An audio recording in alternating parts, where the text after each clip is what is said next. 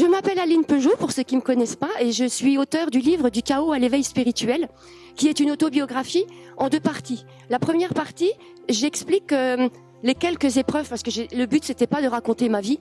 Donc, j'explique quelques épreuves par lesquelles j'ai dû passer dans mon existence, qui sont assez douloureuses, même si je suis pas la seule, et que j'estime que l'épreuve la plus difficile dans cette vie, c'est la perte d'un enfant. Et je n'ai pas vécu ça, merci mon Dieu. Donc, c'est pas quelque chose pour m'apitoyer. C'est vraiment pour poser le tableau et pour tout le monde, tous les lecteurs s'y retrouvent en fait, même s'ils n'ont pas passé par ce même genre d'épreuve. Étant donné qu'on est tous humains et qu'on a tous les mêmes manières de fonctionner en réaction émotionnelle. Donc ici, ils retrouvent, ils comprennent pourquoi eux aussi, dans une situation similaire ou un petit peu similaire, ils ont réagi de la même façon. Et l'intéressant dans ce livre, c'est la deuxième partie où je raconte toute ma reconstruction, tout ce qui m'a permis, moi, de m'en remettre, de me relever, parce que parfois, quand on est au fond du trou, on y reste. Il y en a qui prennent la direction d'abandonner. Et mon but, c'était pas une écriture thérapeutique pour moi, mais réellement, c'est un livre qui a un effet thérapeutique sur le lecteur, parce que justement, je m'étais reconstruite, et c'est cette reconstruction-là que je partage pour en inspirer, pour en inciter d'autres à se relever, pour leur montrer que c'est possible. Ce que je déplore, c'est que l'éditeur, et il veut toujours pas enlever ce sous-titre qui est le parcours d'une médium hors norme, parce que ça n'a rien à voir, c'est pas typique d'une médium. C'est l'histoire de monsieur et madame classique. C'est pas parce que j'étais médium que j'ai vécu tout ça. Et donc, du coup, ça met une fausse direction dans ce livre. Il aurait plutôt sa place dans tout ce qui est bien-être, psychologie, vous voyez, ce genre de domaine. Voilà. Donc, j'ai exercé effectivement en tant que médium pendant 3 ans et j'ai observé ce qui se passait dans ce milieu. Je me suis trompée quand je suis rentrée en introspection pendant une dizaine d'années, parce que c'était ça, ou alors je quittais ce monde qui était insupportable pour moi. Quand j'ai découvert les valeurs spirituelles, j'ai fait l'amalgame de penser que spiritualité, le monde de la spiritualité était égal à valeur spirituelle. Et je me fourvoyais parce que, comme dans tout domaine, il y a de tout et son contraire. Et effectivement, il n'y a pas que du beau dans le monde de la spiritualité. Les médiums, ça ne veut pas dire quand on est médium qu'on est forcément dans l'amour de l'autre. Et j'ai vu beaucoup de business, j'ai vu beaucoup de profits, j'ai vu beaucoup de personnes mettre sous emprise l'autre par intérêt du porte-monnaie ou par intérêt de nourrir un ego ultra développé. Parce que encore dans notre société, c'est pas acquis que tout le monde a ses facultés en lui, et donc met un peu sur un piédestal ceux qui en font exercice ou ceux qui parlent fort et qui déclament des choses. Donc effectivement, quand on commence, on se dit waouh, waouh, waouh. Mais en fait, quand on porte son regard à l'intérieur, on découvre que on est tout aussi capable. Si ce n'est quelquefois, oh là, ça dégouline maintenant la transpiration. En plus, j'ai une fièvre. Attendez, je bois.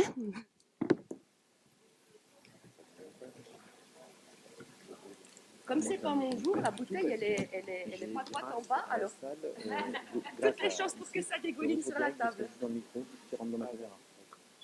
J'ai pas mon micro. Voilà. Voilà. Donc, je me suis dit, dans ce monde, puisqu'il y a de tout et de l'autre côté, et de son contraire, je peux pas faire ce style de diffamation en disant ouais, celui-là il fait ça, c'est pas bien. Non, ça a lieu d'être. Les gens ont leur libre arbitre et nous devons expérimenter pour en retirer des leçons. Donc ce côté un peu obscur, il a sa raison d'être. Et je me suis dit, par contre, dans mon introspection d'une dizaine d'années, il y a un truc tout bête que j'ai remarqué, c'est que ma vie était devenue insupportable. Pendant 50 ans de ma vie, je me l'étais rendue insupportable parce que, comme beaucoup, je focalisais sur tout ce qui me déplaisait. Tout ce qui me convenait pas, je ne pouvais pas enlever mon regard de ça. Donc, je m'enfonçais encore plus la tête dans tout ce qui me faisait du mal. Il suffisait tout simplement que je porte mon regard ailleurs et que sur une place nette et que j'y construise le monde auquel j'aspirais. Donc, l'alternative, je me suis dit, eh bien, je vais faire en sorte de ne pas nourrir une clientèle pour ces gens-là. Et c'est pour ça que je me suis dirigée dans des stages où je transmets, j'incite les gens à développer leurs propres facultés. Même s'ils en font pas ensuite, c'est pas dans un but d'exercer en tant que médium après, mais au moins, ils sont à même de faire les choix les plus judicieux. Parce qu'ils se font confiance et ils ressentent vibratoirement si cette personne va correspondre à leurs attentes ou pas. Si la direction est bonne ou s'il vaut mieux l'éviter. L'intuition, quand on l'écoute, c'est un raccourci à l'expérimentation. J'avoue que je suis la première à pas l'écouter, mais je suis quelqu'un qui a besoin de prendre des claques pour comprendre. J'ai un peu ces petits trucs de rebelle qui fait que je ne me fie pas à ce qu'on me dit. Et même si ça vient d'un autre plan ou d'une autre dimension, je ne m'y fie pas non plus. J'ai besoin vraiment de prendre la claque pour comprendre que ça fait mal. Mais on est tous un peu comme ça. Quand je l'écoute, effectivement, c'est des raccourcis indéniables. Donc, à travers mes stages, il se passe des miracles. Et suite à ces stages, j'ai sorti un CD d'hypnose méditative parce que les stagiaires me disaient beaucoup, c'est bien Aline, on arrive à faire énormément de choses durant tes stages, mais après on repart, t'es plus là. Alors de un, j'ai fait un groupe où de toute façon je suis les personnes parce qu'à partir du moment où on remue des choses de l'inconscient, c'est une question de responsabilité que d'être toujours la béquille qui sera là pour vous soutenir parce que l'information, elle fait son petit bonhomme de chemin à l'intérieur de vous et dans les jours et les semaines ou les mois qui viennent, il se passe, c'est pas qu'il est peu probable, mais il se passe des choses en vous, des changements, des choses qui s'imposent et ça peut vous perturber et si vous n'avez plus d'interlocuteur en face de vous, vous êtes perdu et quelquefois c'est dangereux d'être perdu à ce niveau-là. Donc j'assure on va dire un service après-vente, un soutien, vraiment jusqu'à ce que vous n'en ayez plus besoin. Et en plus, pour certains, ils avaient beaucoup de mal à partir à être sensibilisés par l'hypnose. Et je vais vous expliquer pourquoi j'ai une approche un peu avant-gardiste, différente de tout ce qu'on peut trouver, et qui fonctionne chez certains qui sont réfractaires à ce qui est couramment d'usage de faire en hypnose. Donc je me suis dit, au départ, quand ils demandaient un support, non, je me suis dit non, ça va faire un support commercialisé, ça va être un prix comme du marketing. Et je veux surtout pas. J'ai vraiment cet amour de l'autre profondément humain. Et en aucun cas je veux faire business de quoi que ce soit. D'ailleurs, les stages, on les paye une fois, on les fait 10 fois si on veut gratuitement après.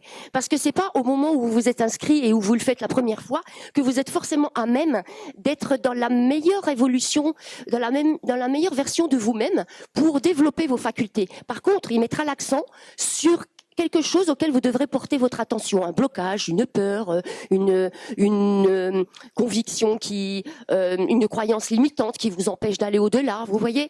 Donc, vous portez votre attention ou pas là-dessus et ça délie des choses et ça épure, ça enlève des filtres de votre canal et quelques mois ou quelques semaines après, vous venez refaire ce stage. Et c'est là qu'il y a des choses qui effectivement éclatent parce que vous êtes dans une meilleure position pour que ça se déroule enfin pour vous. Donc j'ai fait ce CD d'hypnose méditative. J'ai voulu le donner au départ, mais ça m'a coûté un bras. Puis mon mari il tient les comptes parce que moi je suis chiffre et moi ça fait 2, business et moi ça fait 2. Si je pouvais, moi je donnerais tout ce que je fais, mais comme mon mari est invalide, c'est moi qui assure la pitance de la famille et c'est lui qui me retient, qui me dit écoute, si tu veux aller loin, réfléchis parce qu'on va couler nous. Et quand tu seras sous les ponts, qu'est-ce que tu vas faire? Je dis oui, effectivement. Donc je l'ai mis à la vente à contre-cœur et j'ai fait appel, il m'a coûté un bras parce que j'ai fait appel à Didier Aurieux qui a composé Océania, qui est un tube planétaire. On l'entend à Europa Park sur le manège des Minimoys, je crois. Et c'est une musique, c'est rigolo, il y a quelques années. Moi, j'accompagne les gamins dans ce genre de parc, mais ça me barbe parce qu'il y a trop de bruit. Et puis en plus, j'ai le vertige, donc je profite même pas de toutes ces sensations-là. Et par contre, les musiques, ça m'a mis dans un autre monde et j'étais bien. Et je savais pas que c'était le compositeur qui avait travaillé avec mon beau-frère qui s'appelle Jacques Vaillant, qui avait fait des tubes comme Slow pour Alvina, Piétiner les fleurs. Il était dans les années 80 une tête d'affiche. Seulement à l'époque, il y avait 2 non-voyants et il y avait Gilbert Montagnier et lui, et ça faisait trop sur le marché, donc on en a éliminé un. Et pas de bol, c'était mon beau-frère. Et ces musiques, même si elles sont un petit peu vieillottes, années 80, quand j'entendais le disque, je me disais, j'adore ces musiques, elles ont des accords qui me transportent. Et je les faisais à l'oreille. Bon, aujourd'hui, j'aurais du mal. Je les faisais à l'oreille parce que je suis musicienne aussi et au synthé. Et ben, je refaisais ces accords et ça venait tout naturellement. Et j'ai compris, j'ai fait le lien.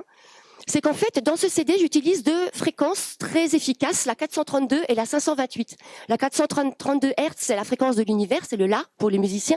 Et la 528, c'est la fréquence de guérison miraculeuse, le Mi. Et j'ai remarqué que tous les accords en improvisation que je faisais étaient basés sur ces notes principales.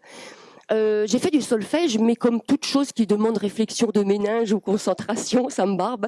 Donc je me laisse pousser par la créativité, l'imagination, et ça vient tout naturellement, ça. Et on se sent transporté dans un autre monde, on se sent accompagné de mondes célestes, les chœurs, ça fait comme s'il y avait toute un peu une image biblique de tous ces chœurs qui vous accompagnent, qui vous ont dans un alléluia merveilleux.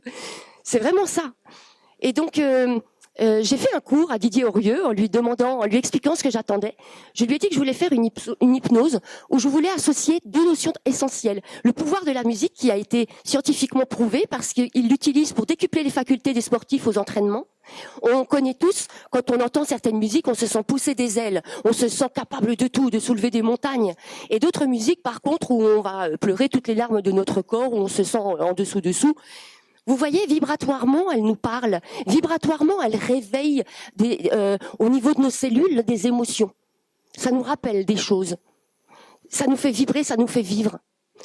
Et donc, j'ai couplé ce pouvoir de la musique, vibratoire de la musique, à des paroles qui sont inspirées. C'est-à-dire que ce soit dans mes stages ou que ce soit lors de la composition de ce CD, je n'ai rien lu. Rien n'est appris par cœur, j'en serais déjà incapable, j'ai aucune mémoire. Et rien n'est prévu d'avance. L'improvisation, se laisser porter par ce qui se présente, je vous assure que c'est la meilleure façon d'avancer dans la vie, avec confiance. Parce que les mots qui vont vous venir vont être au plus juste, au plus authentique de ce qui est à ce moment-là. Et en parlant de l'intuition, l'intuition est une information qui est valable au moment où elle se manifeste. Elle est fulgurante et juste au moment même où elle se manifeste. C'est pas une vérité acquise. C'est-à-dire que il faut se remettre dans un état d'ouverture, d'accueil, de conscience modifiée pour se remettre en question, pour repeser, pour voir si cette ancienne intuition est toujours valable quelques heures après, quelques minutes après, quelques mois après.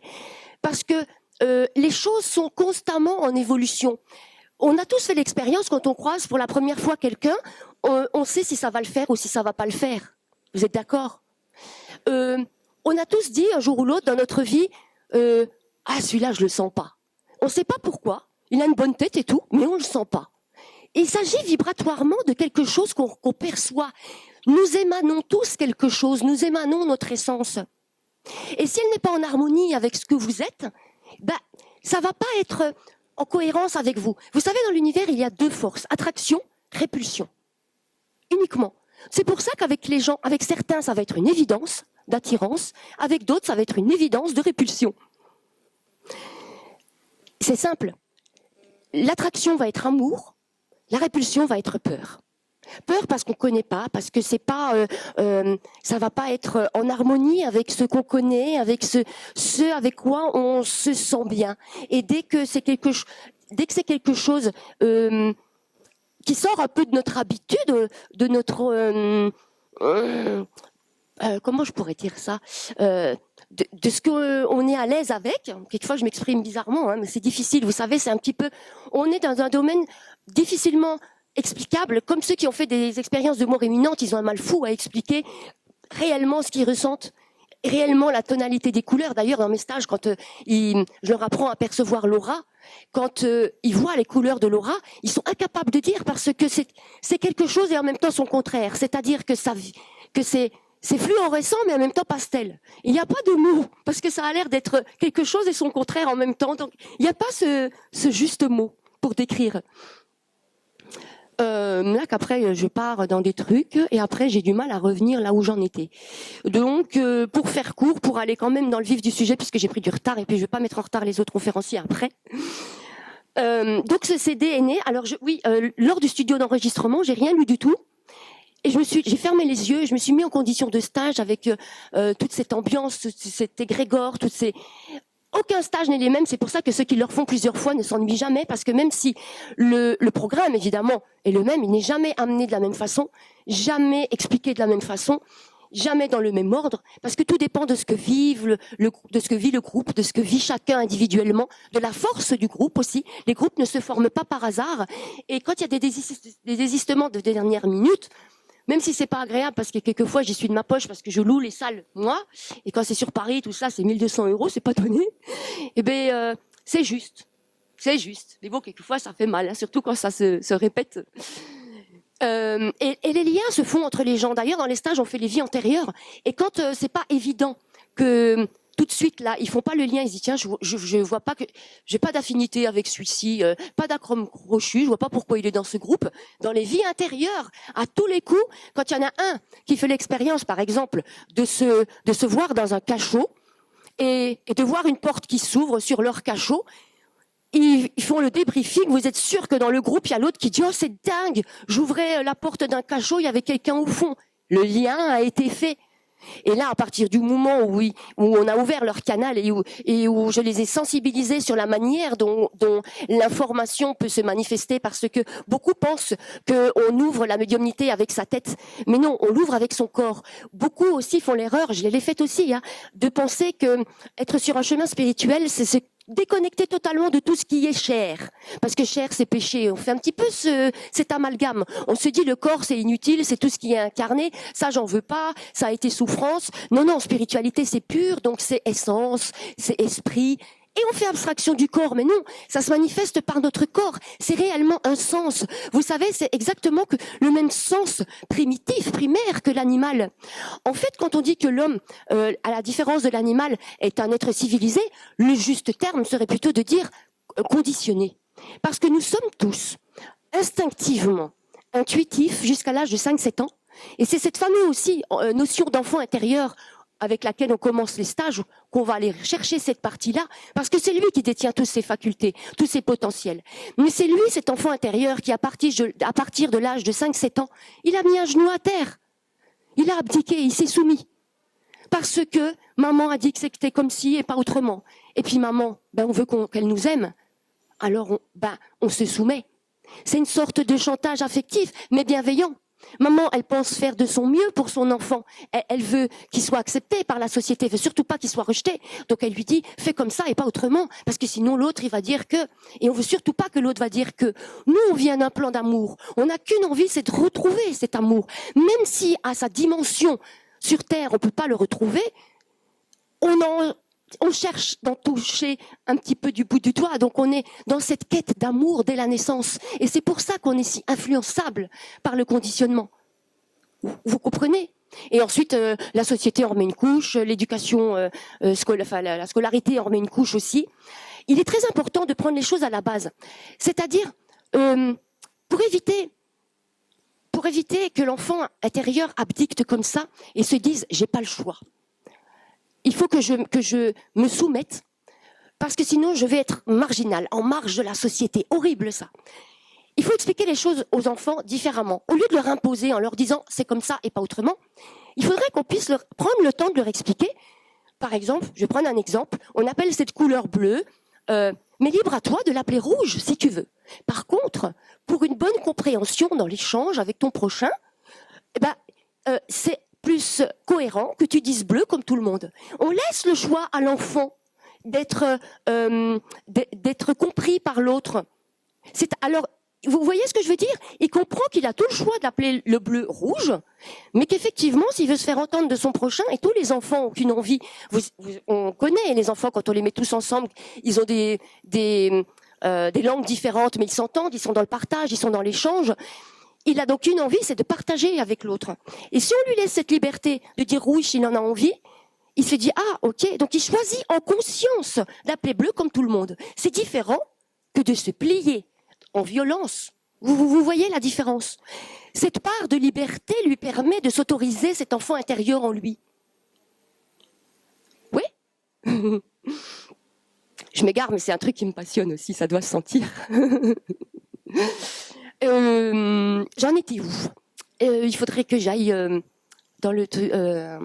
Ah oui, et donc on n'ouvre pas avec sa tête dans son corps. Ah oui, et quand j'en étais, je voulais parler de comment on ressent...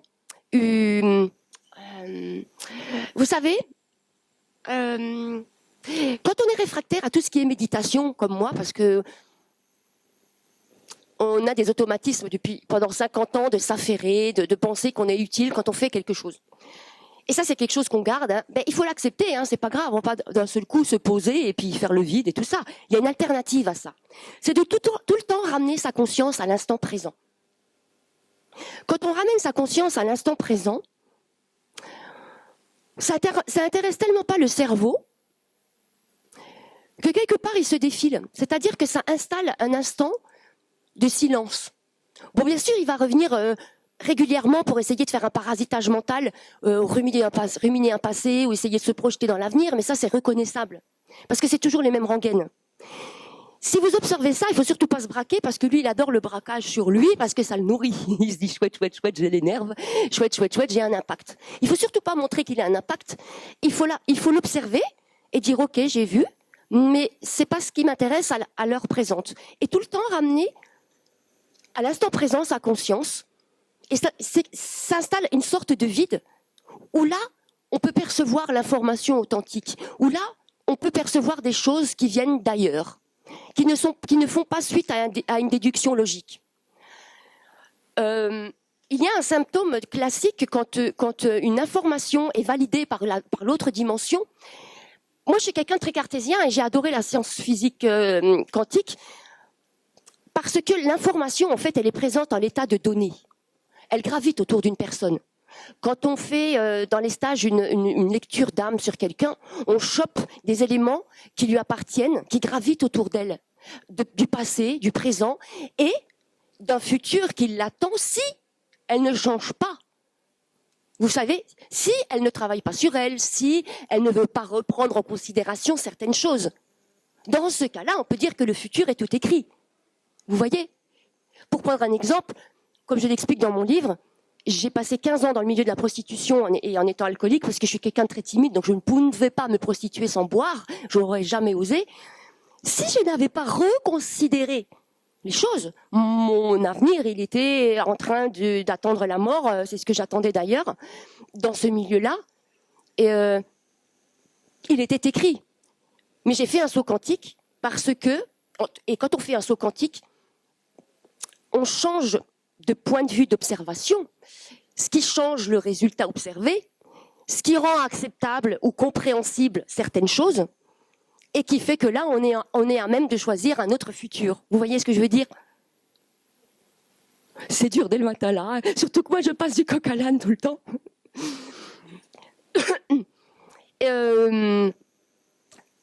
Ah zut, puis j'avais pris mes notes pour rien oublier, mais je crois que j'ai bien tout en tête. Ça m'a tellement truc d'avoir cassé ma voiture. L'essentiel pour retrouver ces facultés, c'est d'enlever toutes les couches de conditionnement qu'on a pu s'y mettre. S'éplucher comme un oignon, enlever toutes les couches. Arrêter les phrases limitantes. Ça se fait pas, ou je suis pas capable de, ou tout ça c'est la résultante des conditionnements qu'on vous a mis et qui vous ont bridé.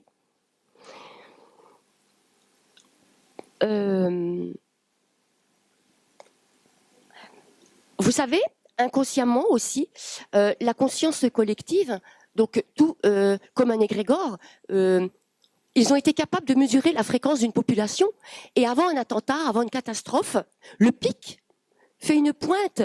C'est-à-dire que la société réagit avant que l'événement se soit produit. Je ne sais plus comment s'appelle cette expérience qui a été faite. C'est quand même dingue, sans qu'on s'en aperçoive. Et d'ailleurs, on remarque à chaque fois qu'un avion s'écrase, la fréquentation était moindre que ce qui était prévu. que quand il y a un attentat dans un lieu, pareil, la fréquentation était moindre qu'habituellement. Inconsciemment, les gens, bon, soit ont eu un empêchement, ils n'ont pas eu d'autre choix, mais pour beaucoup, ne se sont pas sentis d'aller à l'endroit comme habituellement. C'est percevoir. Vous savez, c'est comme l'animal dans la nature.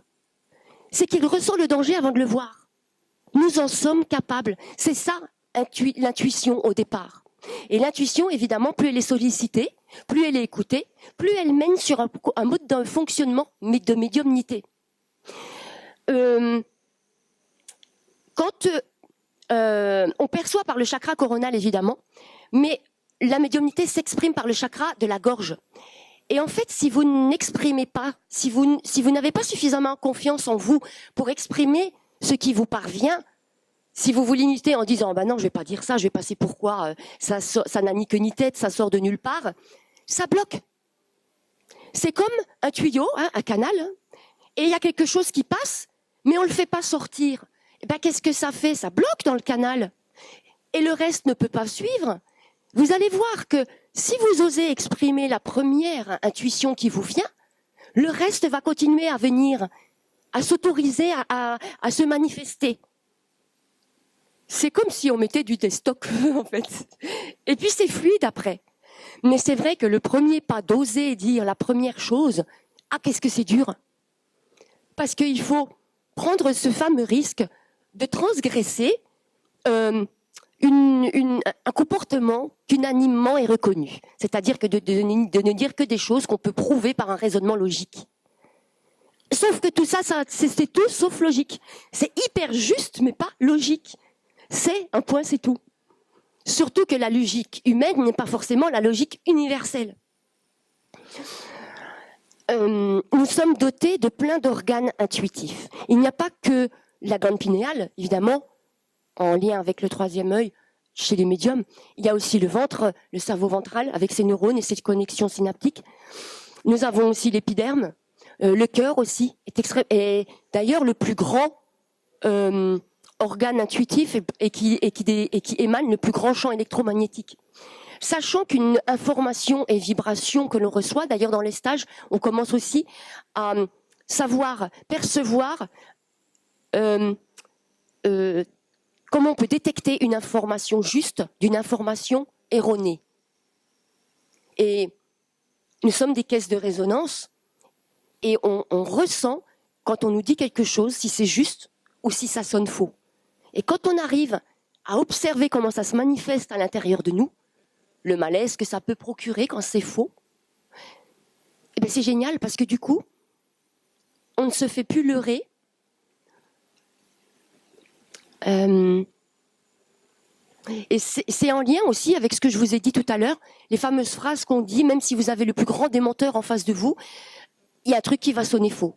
Vous ne savez pas pourquoi, mais au-delà des mots, au-delà de l'apparence, quelque chose sonne faux. C'est ça. C'est parce que, intuitivement, vous ressentez que ce qu'il vous dit, c'est pas juste. Ça s'apparente. Vous savez, il y a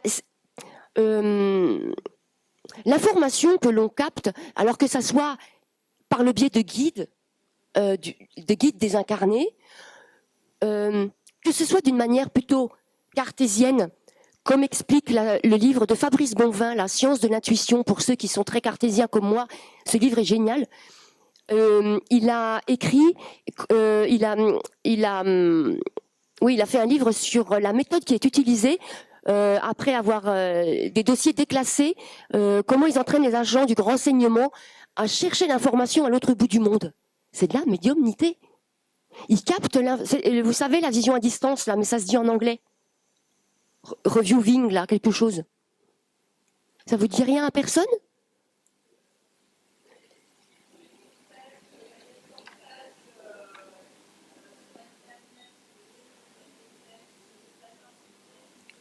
Ouais. Ouais.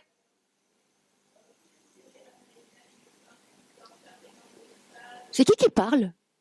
Ah, c'est là où je croyais là-bas. Oui, c'est ça. Ils sont dans des salles, ils ont tout un protocole. Voilà. Et eux aussi sont sensibles au fait que le bruitage mental vient à un moment donné, donc il faut poser le crayon, il faut faire reset. C'est ce qu'on fait aussi dans les stages, on met les compteurs à zéro, on fait autre chose et après on revient. Parce que c'est vraiment quelque chose qu'on ne peut pas maintenir très longuement, cet état de conscience modifié. Le mental revient à un moment donné, on arrive à le reconnaître et on peut en faire un ami, c'est-à-dire faire avec, reconnaître son fonctionnement. J'ai beaucoup étudié le fonctionnement du cerveau et il faut faire avec. C'est un allié. Et Fabrice Bonvin, qui est très accessible aussi, j'avais discuté avec lui, j'ai dit c'est dingue, vous avez une approche exactement la mienne que moi. Et par contre, vous venez par un autre chemin. Et il a dit à partir du moment où on vient par d'autres chemins et qu'on arrive au même but, c'est qu'on touche du doigt quelque chose de juste, quelque chose de voilà, quelque chose de juste. Et oui, le truc reviewing, il y a un mot, remote reviewing. Je ne sais plus comment ça s'appelle. C'est exactement la même chose. J'entends rien du tout. Remote viewing, ouais, un truc comme ça. C'est ça.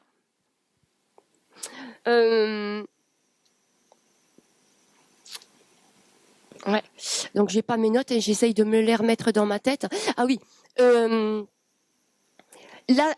oui. Alors, avec cette approche très cartésienne de la médiumnité, en fait, même dans la religion qui réfute un peu les médiums, faut pas parler avec des esprits, tout ça. Mais vous savez, dans la Bible, on parle de la science infuse, qui vient du mot infudire, qui veut dire verser dedans. Et en fait, ça serait Dieu qui aurait versé dans Adam la connaissance. Donc, ça en parle même dans la Bible. Et c'est totalement similaire à ce que disent les physiciens quantiques, qui disent que la connaissance est déjà présente à l'état de données dans l'univers. Vous voyez? Et on y a accès par ce sens intuitif. On arrive à capter les données. Rien n'est à découvrir, tout est à percevoir.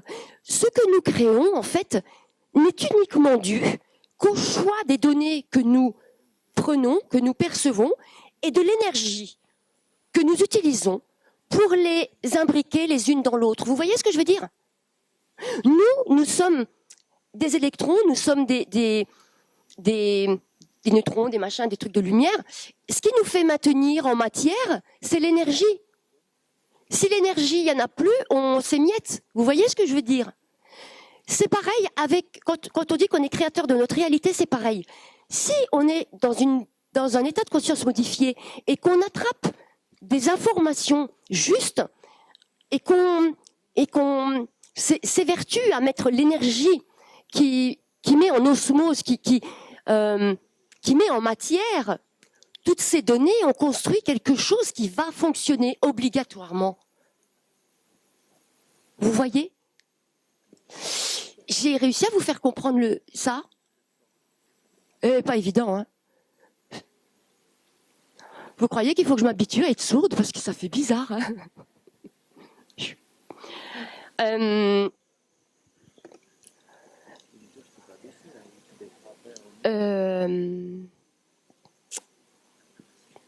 J'essaye de me remettre en tête mes notes pour ne rien du tout oublier. Oui, donc la science. Donc vous voyez que même la Bible parle du fait que l'humain incarné a accès à la connaissance. C'est chez Jean-Jacques Charbonnier la conscience extraneuronale. C'est la matrice chez Greg Braden ou Philippe Guillemont pour ceux qui connaissent un peu la physique quantique. Donc vous voyez, il y a énormément de... Peu importe vos croyances, tout ça, c'est cohérent. C'est quelque chose d'extrêmement cohérent.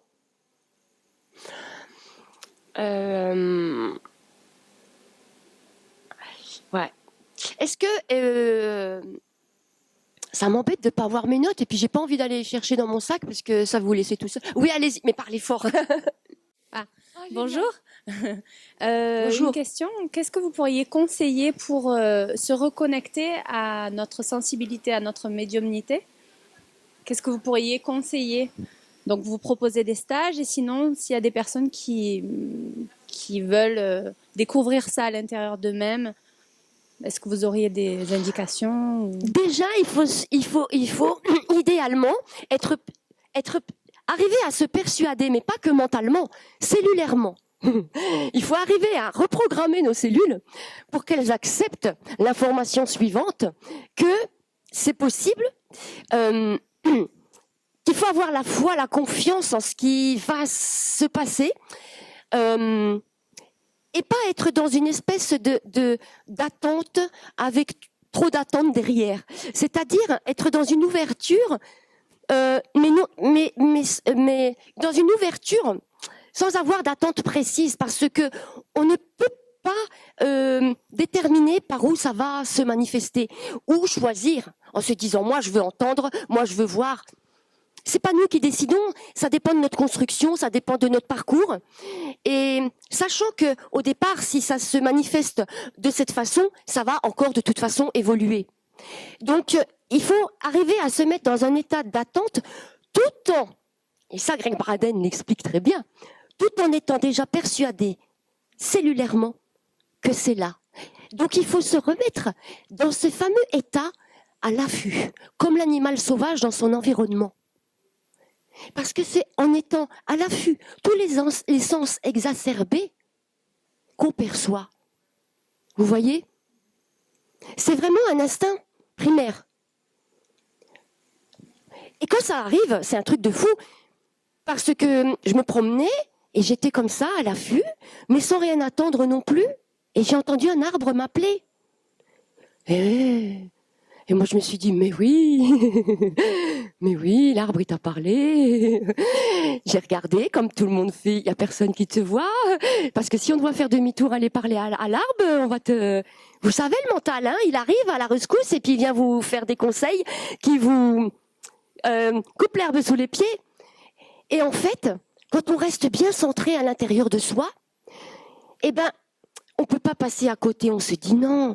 On ressent qu'en fait, si on va pas répondre, parce que c'était un bon jour en fait de l'arbre, si on va pas lui répondre, on culpabilise, on se sent pas bien, on se dit non. Si c'est plus important pour moi le regard de l'autre ou ce que va en penser l'autre, je vais traîner toute ma vie un sentiment de culpabilité d'avoir ignoré cet arbre. Et quand on est dans cette démarche de cheminement spirituel, le regard de l'autre n'est plus aussi important. Donc on suit et on se rapproche de l'arbre. Et ça, quand on a fait cette expérience une fois, qu'on l'écoute, qu'on y va, qu'on laisse pas notre cerveau nous en empêcher, c'est tout gagné, parce que, comme pour tout, c'est la première fois qui va inciter tout le reste. Après, pour vous, ça sera normal. Et vous n'en aurez plus rien à faire de ce que va penser le voisin ou de ce qu'on va dire, parce que ça vous enrichit tellement. Vous ne pouvez pas renier ce qui vient de se passer. On ne peut pas. Évidemment que l'arbre, il n'a pas un cerveau et qu'on n'a pas eu une discussion avec des mots ici et ça. Vibratoirement, c'est un ressenti où on comprend son échange. C'est un échange de conscience à conscience. Ce sont ce que parlent ceux qui ont fait des expériences de mort imminente, encore une fois. Où ils disent, j'ai rencontré plein de personnes, je les reconnaissais pas, ou certains n'avaient pas de visage, mais vibratoirement, je les reconnaissais. Je les connaissais. L'arbre, c'est pareil, nous ne faisons qu'un. Et vous savez aussi, dans les stages, on apprend un truc qui est super important, c'est que même nos sens sont conditionnés. C'est-à-dire que, par exemple, ne serait-ce que la vision. On nous apprend à observer, à décrypter, vraiment à chercher le détail qui tue. Hein. Ça fait partie du conditionnement. À l'école, on met toujours le doigt sur là où ça va pas. Hein. T'es nul en ci, t'es nul en ça, tu n'arriveras jamais à rien. Jamais on vous dit, ah mais c'est génial, tu sais faire ça, vas-y, je t'encourage. Non, c'est toujours, on cherche le truc qui blesse, hein, puis on met toujours bien on appuie bien dessus. Comme ça casse encore bien les gens. Hein, et du coup, on développe le fameux sentiment d'infériorité, et puis voilà. Et on trimballe une frustration pendant des années. Et dans la frustration, on n'est pas capable de construire quelque chose d'énorme. On est limité. Et donc, notre vue, elle est conditionnée pour sculpter. Or, la vue chez les médiums, c'est la vue large. C'est-à-dire, je suis capable de regarder là, en face, et en même temps, de percevoir ce qui se passe sur les côtés. Quand je bouge mes mains et que je regarde en face, je les vois. C'est ce regard-là. Parce que les médiums vous le diront, les entités se présentent 3/4 du temps sur les côtés. Et il suffit qu'on tourne la tête pour scruter, hop, ça s'évanouit. C'est ce regard-là, ce regard large. Edmond Giraud, dans Les Mondes Invisibles, en parle très bien. Il arrive très bien à le décrire. Je me dis, oh punaise, il connaît ça lui aussi. C'est rigolo parce que quand on fait des découvertes soi-même, on se dit, oh l'autre aussi il connaît ça. Mais en fait, oui, il y a bien beaucoup de gens qui ont. Et quand on fait ce regard large, cette expérience de regard large dans la nature, sans qu'il y ait de murs, sans qu'il y ait de limites, rien, on fait l'expérience de l'appartenance au grand tout. Et ça, c'est phénoménal à déguster. C'est-à-dire que de observateur de quelque chose, on devient élément, appartenant. Ça change tout parce qu'on est relié du coup. On sent cette reliance avec l'arbre, avec l'herbe, avec le cosmos, avec tout. C'est un truc de dingue. Et pareil, c'est très difficile à faire perdurer. Parce qu'on n'est pas habitué. Notre corps n'est pas habitué, donc il replombe dans des énergies un peu plus, pas basses, mais plus de notre terre, quoi. Mais à force de le faire, on arrive à le faire perdurer. Je regarde pour pas mettre en retard les autres. Donc rien que la vue, vous voyez, elle est pareil, c'est pareil. Si vous regardez le ciel, vous fixez une étoile, pas celle qui brille le plus, mais une qui brille normalement. Vous la fixez, au bout d'un moment, elle va disparaître cette étoile. Il suffit que vous regardez un tout petit peu à côté, elle va réapparaître. C'est le regard qu'on utilise pour voir les auras chez les gens. Quand on regarde une aura chez quelqu'un, on le fixe pas droit dans les yeux. On regarde 20 cm à côté de sa tête. Et on fait ce fameux regard flouté. Pas celui qui scrupte.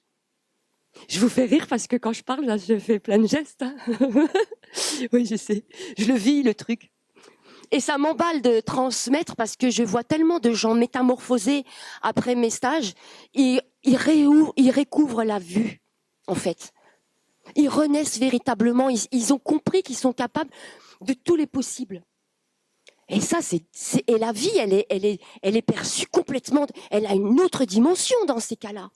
Quand on sait qu'on est capable de tout, qu'il n'y a pas de limite, que les limites, c'était le conditionnement qui nous faisait croire qu'il n'y avait qu'un seul chemin. Et c'est pour ça que dans notre société, c'est si difficile à vivre, parce qu'on conditionne, on formate les gens, on leur montre qu'un seul chemin. Tu veux être médecin, il faut faire tel truc, tel cursus, tel machin. Oh là non, il y a tellement de routes différentes. Donc quand on n'indique qu'une route, on est tellement nombreux, forcément, ça fait embouteillage à un moment donné. Et qu'est-ce qu'on apprend aux gens pour être le premier dans cet embouteillage? Eh ben de tuer l'autre, de taper l'autre, de lui marcher sur la tête pour passer dessus, pour être le premier. Voilà comment on fait une société de violence, de hargne, de jugement, de comparaison, de jalousie. Mais non, si tout le monde comprenait qu'on peut arriver à un même but avec son propre chemin, à sa propre façon, les autodidactes, il y en a plein. Vous savez, dans mes stages, j'ai des gens qui ont 30 ans d'expérience d'hypnose, bardés de ericksonienne, machin, tous les noms d'hypnose. Hein. Et je n'ai jamais fait de formation, j'ai tout appris toute seule.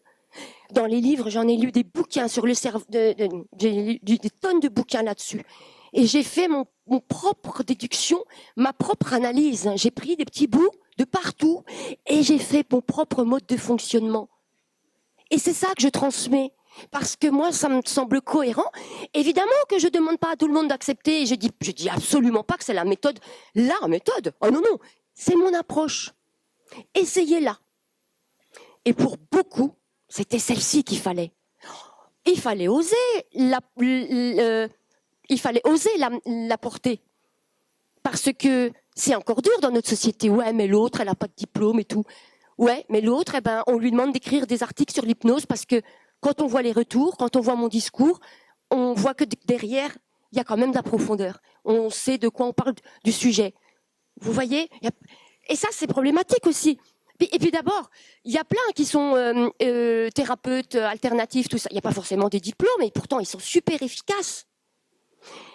Et c'est vrai que certains clients vont dire « Ouais, mais chez lui, je ne vais pas y aller, il n'a pas le diplôme. » Mais le diplôme n'est pas... Hein? Ça, pareil, dans les stages, on apprend à être soi-même et plus l'image que l'extérieur nous renvoie. On n'est pas notre métier, on n'est pas nos habits, on n'est pas, vous voyez, on est beaucoup plus profond que ça, beaucoup plus puissant que ça. Nous sommes créatures divines, dotées d'un pouvoir divin. Il faut quand même pas l'oublier. Et que scientifiquement, on sait que nous sommes formés de molécules de lumière, de la lumière, divin et lumière. Et il n'y a pas besoin d'être religion ou croyant ou tout ci, tout ça. Il n'y a pas de cause, d'effet sans cause. Donc s'il y a quelque chose, il y a bien une conscience derrière. Et avant la matière, il y avait la conscience. Et servons-nous de cette conscience parce que nous en sommes. En fait, le parcours d'incarné, c'est tout simplement des petits morceaux de conscience qui se sont incarnés pour faire le petit bonhomme de chemin. Il y a un gars qui s'appelle Mika Nakana qui fait des slams magnifiques, qui vous explique qui nous sommes. Et nous sommes là pour en fait nous réaliser, aller sur le chemin de notre accomplissement en tant que conscience incarnée. Et après, nous allons de nouveau réintégrer la conscience universelle. Ceux qui, toujours pareil, ceux qui ont fait des NDE, ils le disent. Ce fameux retour à la source. Est-ce que vous avez des questions précises? Parce que moi, je m'envole tout le temps sur comment développer la démarche. Il faut s'écouter, tout le temps être à l'instant présent, être à l'affût, écouter son corps, les symptômes de son corps. Oui? Je sais pas. Je disais, je vais être peut-être hors contexte, je ne sais pas. Moi, je voudrais savoir comment on peut différencier, alors ça se passe toujours la nuit, oui, entre un rêve oui, et un ressenti de médium. Ressentir les choses qui se passent derrière. Mais comment on peut différencier si c'est un rêve ou une réalité de ce qui va se passer? Ah, comment se différencier un rêve d'une quelque chose de prémonitoire? Oui. Bon, en général, on le sait quand ça se passe. Ben voilà. Et oui. Oui, mais des moments, c'est extrêmement fort et violent. Oui. Parce que ce sont que des flashs. Oui. Avec vision, bien sûr. Oui. Et c'est tellement violent que le lendemain, sur le moment, on est extrêmement mal. Ouais. Et le lendemain, on ne sait pas quoi en faire. Ouais. Voilà. Est-ce que quand ça vous arrive, vous savez à qui qui ça concerne? Oui. Oui. Et avez-vous déjà pu observer que ça s'est réalisé concernant cette personne? Oui. D'accord. Je serais incline de dire que si ça vous est autorisé de le savoir,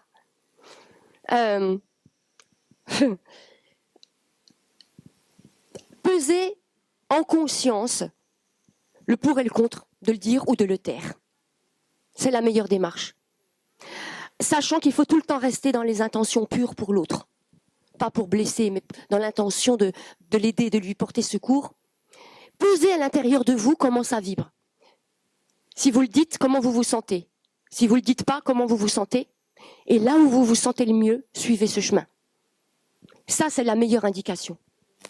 Même si ça risque de faire du mal ou de déstabiliser la personne, si pour vous, ça résonne juste de le dire, on n'envoie pas des choses inutilement. On ne vous donne pas accès à des informations juste pour le plaisir de vous occuper la nuit. Mais réellement pour en faire quelque chose, alors soit pour l'autre, soit pour vous. C'est-à-dire pour vous, peut-être, de prendre conscience que c'est à vous de prendre cette responsabilité, en pesant votre conscience. Vous savez, la meilleure démarche de réussir dans la vie, c'est de faire toujours de son mieux. Et de toujours garder une conscience tranquille et sereine. J'ai fait des accompagnements en fin de vie, et c'est réellement ce qui revient constamment, les regrets, les remords, c'est horrible. De conscience.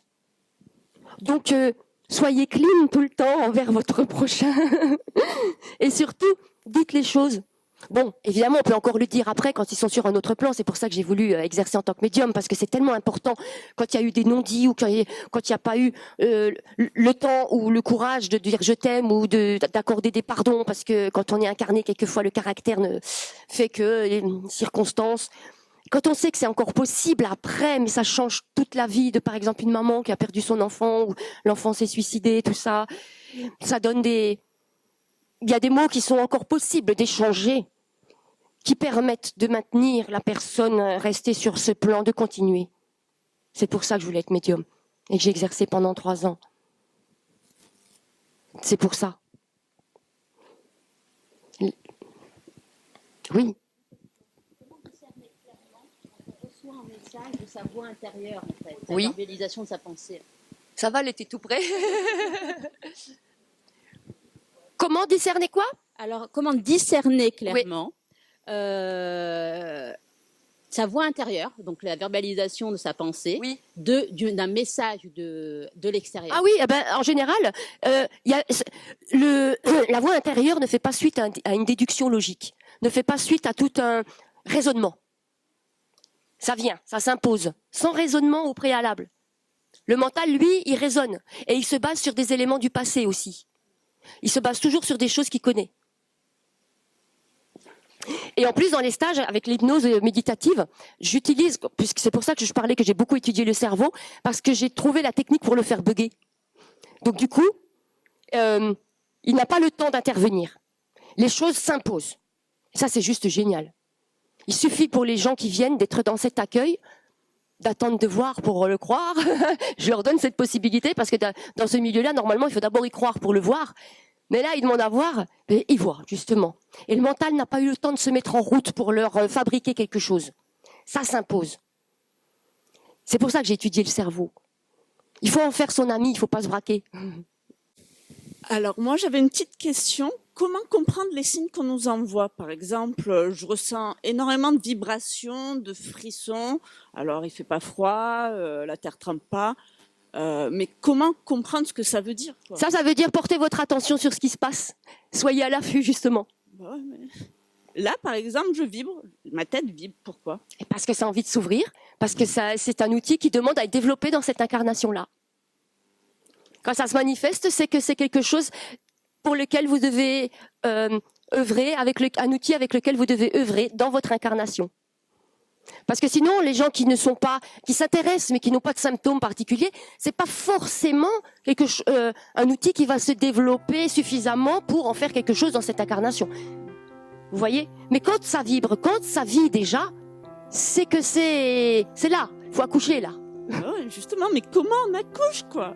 Je sais, c'est le problème de tous ceux qui viennent en stage. Comment on accouche, mince? Il y en a marre. Ok, fini, merci. Merci à vous de votre écoute. Merci de votre patience.